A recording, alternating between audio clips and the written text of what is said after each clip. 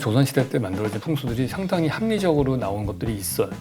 예를 들어서 뭐 배산 임수, 뒤에 산이 있으면은 땔감을 갖고 오기도 편안하고, 앞에 물이 있으면 물류로 쓰기도 좋고, 전쟁으로 봤을 때도 뒤에 산이 있으면 산성을 지어서 막을 수도 있고, 강이 흐르니까 그것도 바리케이트가 되잖아요. 남향을 향해서 이렇게 기울어지면은 햇빛의 양이 늘어나니까 땅이 빨리 말라요. 극동아시아는 집중호우가 많이 내리기 때문에 지반이 약하거든요. 땅이 빨리 마르고 그래야지만 건물을 오래 쓸 수가 있어요. 그런 것들을 보면은 어느 정도 근거가 있는 과학적인 얘기다. 근데 그게 이제 바뀝니다. 재미난 사례는 과거에 영동백화점이 있던 자리가 있어요. 네네. 거기는 뭐가 들어가도 망해요. 근데 뚫려서 지금은 정점의 포인트니까 그 물이 지하철이. 도로나 지하철로 바뀌었다는 거예요. 합리적인지를 한번 생각해 보시면 좋을 것 같아요.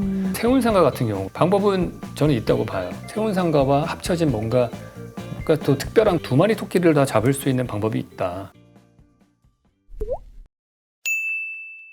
제가 준비했던 저출산, 저출생 관련한 또 하나의 질문이 있었다면은 어디에선가 교수님께서 앞으로는 부자들만이 인간을 상대할 수 있는 AI와 로봇 얘기도 하셨지만 오히려 그런 것들이 상용화되면 돈이 없는 사람들은 이제 주로 그런 쪽으로 일을 해결하고 진짜 돈이 많은 사람들만 사람과 사람 사이의 인터랙션이라고 그러나요? 네. 그렇게 되는 시대가 올 수도 있다는 얘기를 하셨던 네. 걸로 기억을 하고 있어요. 네. 근데 정말 그렇게 될까요? 예, 그러면서 ATM 얘기도 하셨던 걸로.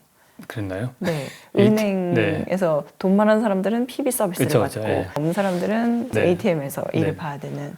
뭐 그렇게 될 가능성이 높다고 봅니다. 네.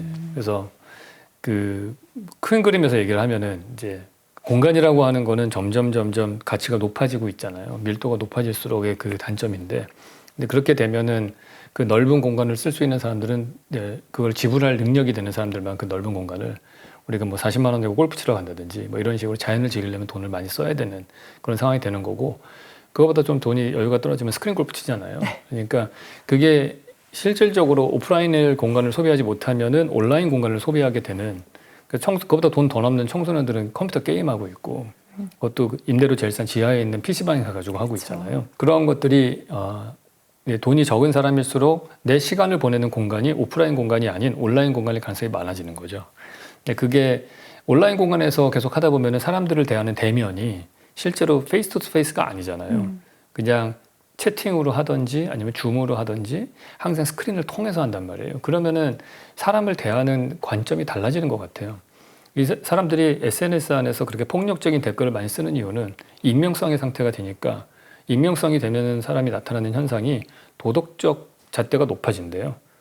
그러니까 자기는 그렇게 살지 못하면서 네, 남에 대해서는 평가하기를 좋아하고 도덕적 잣대도 높아져요. 그래서 사람들이 선 거칠어지고 막 그렇게 네, 되는 거죠. 맞아요.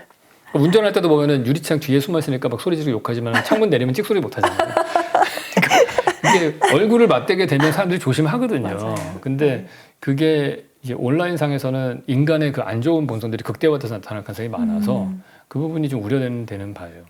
교수님이 워낙에 이제 셀럽이시기 때문에 네, 셀럽이에요. 주변으로부터 네. 이제 질문을 좀 모은 것 중에서 네. 제가 추린 질문이 3가지 있는데 네. 답해 주실 수 있으시겠습니까?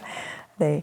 1번 질문은 건축을 할 때 또는 입지를 정할 때 우리나라에서는 어쨌든 풍수라는 거를 네. 굉장히 중요시해서 보고 있는 경향이 있고 또 네. 그런 전통도 있어 왔다 보니 여전히 그런 거를 감안해서 보시는 분들이 많은데 네. 풍수와 건축에 대한 교수님의 생각은 어떠신지라는 질문이 있었어요. 그러니까 예전에 조선시대 때 만들어진 풍수들이 상당히 합리적으로 나온 것들이 있어요. 예를 들어서 뭐 배산 임수다. 그렇게 되면은 뭐 당연히 뒤에 산이 있으면은 땔감을 갖고 오기도 편안하고, 앞에 물이 있으면 물류로 쓰기도 좋고 농업용수로 쓰기도 좋고, 전쟁으로 봤을 때도 뒤에 산이 있으면 북쪽에서 오는 것들을 산성을 지어서 막을 수도 있고, 남쪽으로는 뭐 강이 흐르니까 그것도 바리케이트가 되잖아요. 혹은 배산임수가 되면 땅이 남쪽으로 기울어져 있게 돼요. 남향을 향해서 집을 지을 때 이렇게 기울어지면은 좋은 점은 태양의 입사 각도가 높아지거든요. 네. 그러면은 단위 면적당 받는 햇빛의 양이 늘어나니까 땅이 빨리 말라요. 그건 되게 중요합니다. 대한민국, 그러니까 조선이라고 하는 그 극동아시아는 집중호우가 많이 내리기 때문에 나무로 우리가 건물을 짓는데 지반이 약하거든요. 그래서 땅이 빨리 마르고 그래야지만이, 바람도 잘 통해야지만이 지반이 단단해지고 건물을 오래 쓸 수가 있어요. 그러니까 집 짓는 사람 입장에서 보면은 배산임수로 지으니까 집이 100년, 200년 가는데 배산임수가 아니면은 50년 만에 다시 지어야 되는 일이 생기는 거죠. 그러니까 그러한 원리에 의해서 뭐 물 배수도 잘 되고 햇빛도 쨍하니까 뭐 바람도 잘 통하고 뭐 이래서 말릴 거 아니에요. 그런 관점에서 배산임수는 맞는 말인 거가 많아요. 근데 뭐 그 중에서 뭐 말도 안 되게 뭐 여기는 자주색을 써야 되고 여기는 뭐 해야 되고 이런 약간 좀 너무 형이상학 쪽으로 간 거 말고 제가 또 하나 재밌게 생각하는 풍수지리가 그 풍수지리 하시는 분이 그러는데 물을 딱 땅에 부어가지고 바닥에 흐르면은 거기서는 장사를 하지 말아라. 그런 얘기였어요. 기울어진 땅에서는. 근데 그게 과학적으로도 말이 되는 게 땅이 기울어져 있다는 얘기는 뭐예요? 사람이 오르막은 잘 안 올라가거든요. 걸어 올라가서까지 가게 찾아가기는 좀 어려워요. 내리막은 또 너무 빨리 걸어 내려가게 되잖아요. 그러니까 가게를 안 들어가고 그냥 바이패스 하는 거예요.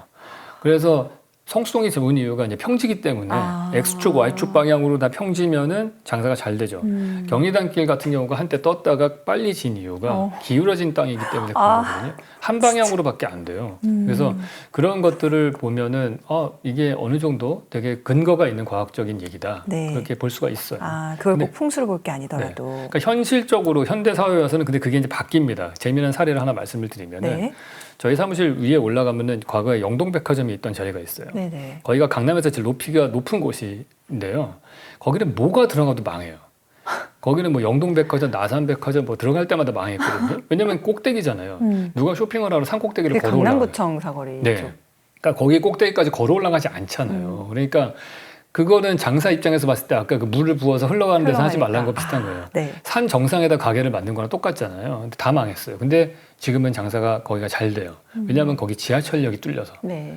그러니까 과거에 그거 얘기가 달라져. 지금은 지하철을 타고 올라가서 거기서 내리면은 내리막으로 되는 그 정점의 포인트니까. 근데 풍수지리 하시는 분들이 그러더라고요. 과거의 강은 물이었는데, 이게 물은 물류잖아요, 곧.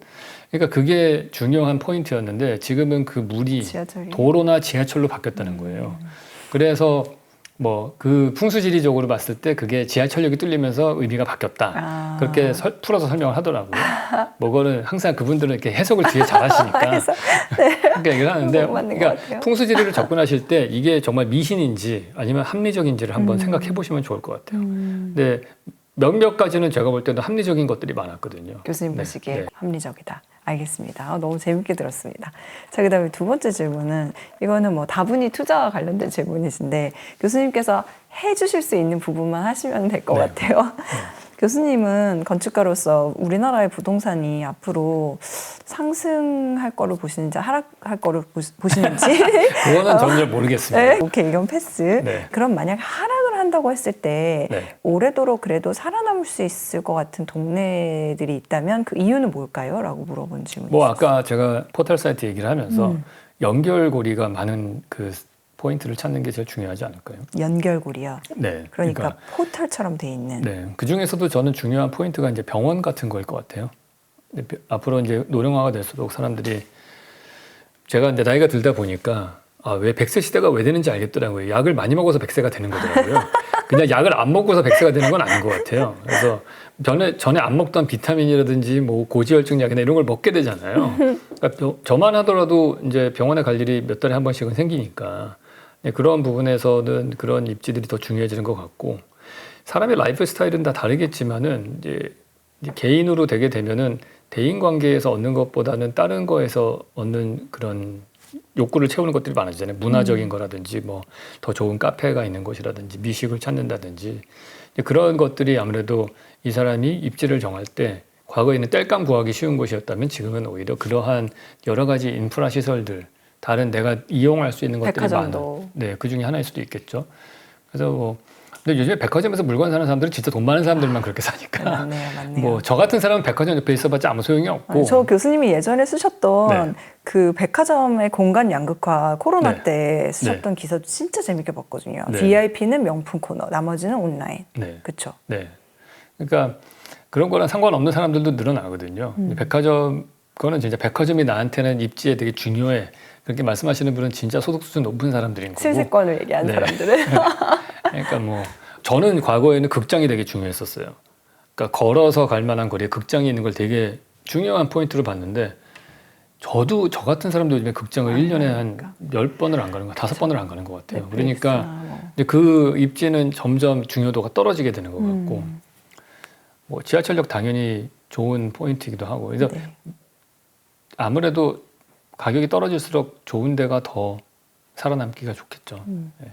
또 한 가지 질문은 교수님은 자연을 굉장히 중요하게 생각하시는 네. 것 같은데 우리나라도 보면은 이거를 그냥 개발이라는 범주에 넣어야 될지 아니면 난개발로 생각해야 될지 그런 이슈 있는 동네들이 많이 있잖아요. 네. 교수님은 그런 것들을 보시면서 어떤 생각이 드세요? 때로는 오히려 마음이 아프실 때도 있고 뭐 그냥 간단하게 말하면 뭐 그린벨트가 갑자기 해제됐는데 좀 네. 이해가 안 된다라거나 네. 아니면은 굉장히 아름다운데 느닷없이 어울리지 않는 좀 싸구려 건물이 들어와 버렸다거나 네, 네. 이래서 그건 한 번 생기면 사실 불가역적인데 그렇죠. 그런 거를 보실 때 좀 안타깝죠. 그러니까 저는 뭐 그린벨트 지역이라고 하는 데가 뭐 사유재산을 이렇게 침해하는 거라고 생각하면은 제가 냈던 아이디어는 뭐 만약에 뭐 1000평의 땅이 있다 그린벨트가 그러면은 그 중에서 한 15% 정도만 개발을 고밀도로 하게 해주고 나머지는 그린으로 계속 유지하는 쪽으로 한다든지 우리가 밀도를 잘 조절하면은 네. 그거를 그냥 저층짜리 쫙 깔아가지고 그냥 모두 다 그린을 없애는 것보다는 차라리 좀 고층으로 엣지 시티라고 저는 변명하는데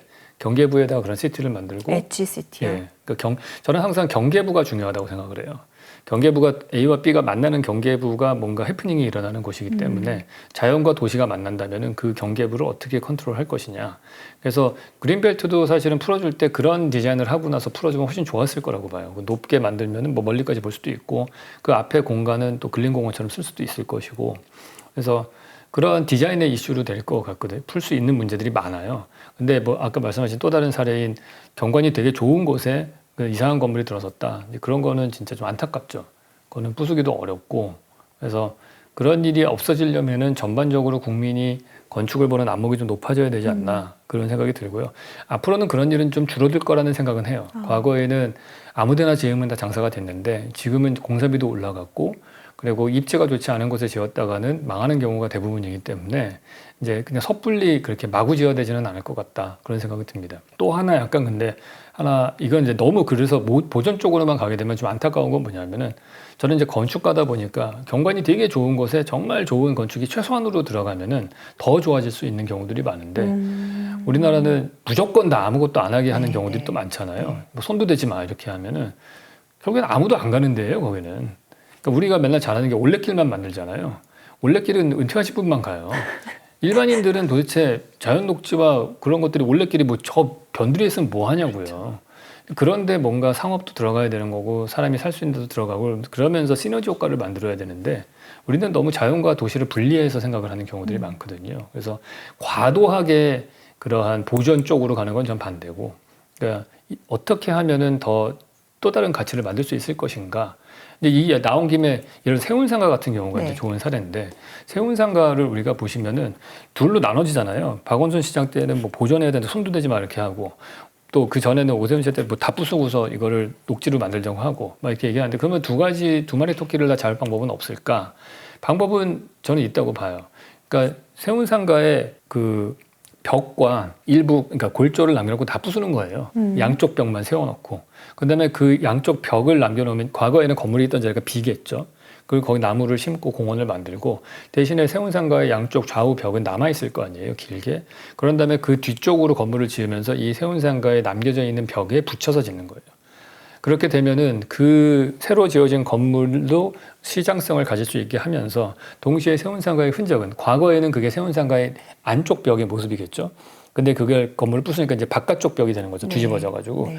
그러면서 그 과거의 흔적도 남기면서 동시에 우리가 공원도 만들어서 강북을 활성화시키게 하고 그러면서 새로 지어지는 건물도 세운상가와 합쳐진 뭔가 또 특별한 건물이 되는 거죠. 그 뉴욕의 헐스트 타워 같은 그런 건물이 되는 거죠. 그래서 제가 계속 말씀드리는 거는 두 마리 토끼를 다 잡을 수 있는 방법이 있다. 이제 그거가 창의적인 제3의 방법을 했는데 꼭 자꾸 얘기를 할 때는 A 아니면 B밖에 없으니까 자 투표해. 뭐 혹은 야 A가 도덕적으로 오르니까 이거는 우리가 행정적으로 찍어 눌러야 돼. 이런 식의 사고방식은 되게 전 근대적이다. 우리가 만드는 미래는 그거보다 훨씬 더 좋은 세상을 만들어야 된다고 저는 봐요. 그래서 그런 열린 마음을 좀 가졌으면 좋겠다고 생각을 합니다. 진짜 유현진 교수님께서 가장 살고 싶은 동네라는 개인적인 질문부터 시작해서 네. 강남의 역사, 서울은 물론이거니와 가상화폐에 관심을 가지게 된 계기까지 네.